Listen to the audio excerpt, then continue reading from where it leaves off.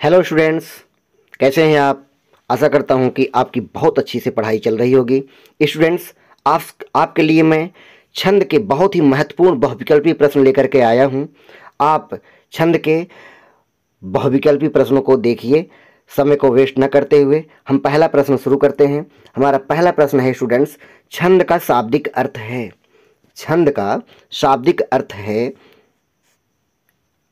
आभूषण, बंधन, चमत्कार, अलगाव।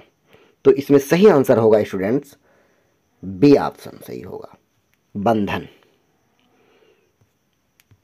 दूसरा प्रश्न है स्टूडेंट्स, छंद कितने प्रकार के होते हैं। छंद कितने प्रकार के होते हैं। तो स्टूडेंट्स इसमें सही आंसर होगा आपका, 4 ऑप्शन लिए गए हैं, 4, 2, 3, 5। तो इसमें सही आंसर होगा स्टूडेंट्स 3 प्रकार के होते हैं छंद। मात्रिक छंद,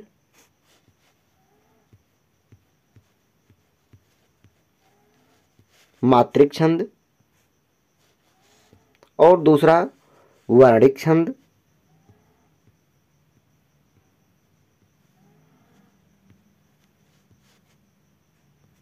तीसरा मुक्त छंद, मुक्तक छंद। इस तरह से स्टूडेंट्स 3 छंद होते हैं। छंद के 3 प्रकार होते हैं।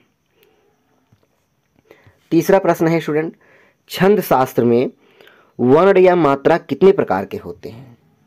छंद शास्त्र में वर्ण या मात्रा कितने प्रकार के होते हैं। 4 प्रकार के, 2 प्रकार के, 3 प्रकार के, 5 प्रकार के। तो छंद शास्त्र में वर्ण या मात्रा 2 प्रकार के होते हैं स्टूडेंट, 2 प्रकार के होते हैं। एक होता है लघु वर्ण, एक होता है दीर्घ वर्ण। एक होता है लघु वर्ण, जो कि लघु जो है छोटा अ, छोटी ई और छोटा ऊ होता है, लघु वर्ण के अंतर्गत आते हैं। और जो दीर्घ वर्ण होते हैं वे जो है आ, बड़ी ई, बड़ा ओ, ए, ऐ, ओ, औ, ये सब आपके दीर्घ मात्रा में आते हैं स्टूडेंट्स। चौथा प्रश्न है, छंद शब्द का सर्वप्रथम उल्लेख किस वेद में मिलता है। मोस्ट इंपॉर्टेंट प्रश्न है स्टूडेंट, छंद शब्द का सर्वप्रथम उल्लेख किस वेद में मिलता है। अथर्ववेद, यजुर्वेद, सामवेद और ऋग्वेद। तो इस तरह से 4 ऑप्शन दिए गए हैं, जो कि इसमें सही आंसर होगा स्टूडेंट, सही आंसर होगा ऋग्वेद। 5वां प्रश्न है स्टूडेंट, छंद में प्रयुक्त अक्षर को क्या कहा जाता है।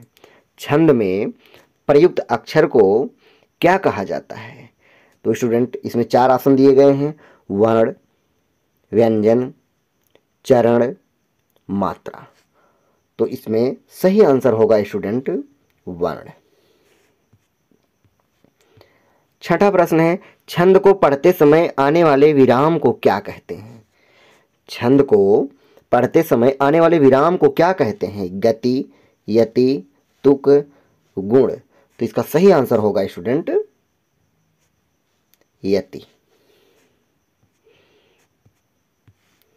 7वां प्रश्न है, छंद में गणों की सही संख्या है। छंद में गणों की सही संख्या है। तो इसमें 4 ऑप्शन दिए गए हैं, 6, 10, 8, 12। तो इसका सही आंसर होगा स्टूडेंट 8।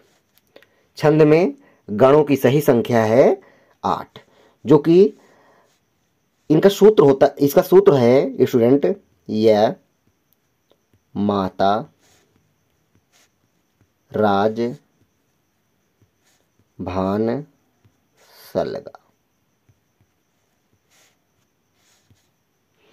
जो कि य से यगण, म से मगड़, त से तगड़, र से रगड़, ज से जगड़, भा से भगड़, न से नगड़, स से सगड़, ल से लघु, ग से गुरु होता है स्टूडेंट। इस तरह से इसमें 8 गणों के नाम दिए गए हैं। तो इस तरह से छंद में गणों की सही संख्या सी ऑप्शन सही होगा 8। 8वां प्रश्न है स्टूडेंट, हिंदी साहित्य में छंद शास्त्र की दृष्टि से पहली कृति अर्थात रचना कौन सी है? छंद शास्त्र, छंद विचार, छंदोर्णव पिंगल, छंदमाला। तो इसका सही आंसर होगा स्टूडेंट छंदमाला। छंद शास्त्र की दृष्टि से पहली कृति अर्थात रचना छंदमाला है। 9वां प्रश्न है, 4 चरणों में समान मात्राओं वाले छंद को क्या कहते हैं? 4 चरणों में समान मात्राओं वाले छंदों को क्या कहते हैं? छंद को क्या कहते हैं? सममात्रिक छंद, सममात्रिक छंद, विषम मात्रिक छंद, अर्ध सममात्रिक छंद, ये सभी। तो इसमें सही आंसर होगा स्टूडेंट ए, सममात्रिक छंद। 10वां प्रश्न है स्टूडेंट, रोला छंद के एक चरण में कुल कितनी मात्राएं होती हैं? रोला छंद के एक चरण में कुल कितनी मात्राएं होती हैं? 28, 24, 16, 19। तो इसका सही आंसर होगा स्टूडेंट 24 मात्राएं होती हैं। 24 मात्राएं होती हैं। 11वां प्रश्न है, सुनत सुमंगल बैन मन प्रमोद तन पुलक भर मन सरोरुह नयन शरद सरोरुह नयन तुलसी भरे स्नेह जल। इसमें छंद है, कौन सा छंद है? दोहा है कि रोला है कि बरबय है कि सोरठा है? तो इसका सही आंसर होगा स्टूडेंट सोरठा। सोरठा छंद के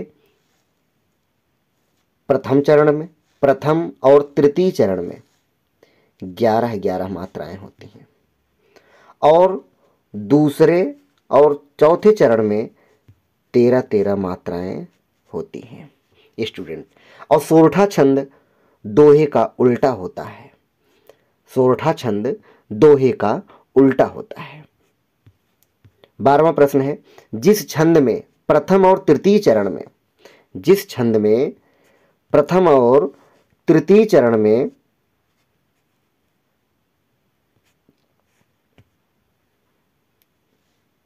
11-11 मात्राएं तथा द्वितीय और चतुर्थ चरण में 13-13 मात्राएं होती हैं, वह कहलाता है, दोहा कहलाता है कि सोरठा कहलाता है कि रोला कहलाता है, चौपाई कहलाता है?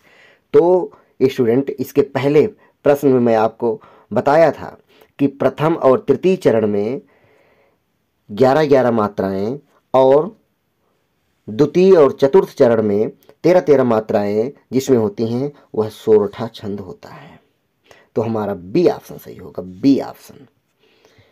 13वां प्रश्न है, जिनके आगे ठहर सके जंगी न जहाजी, है ये वही प्रसिद्ध छत्रपति भूप शिवाजी। है ये वही प्रसिद्ध छत्रपति भूप शिवाजी।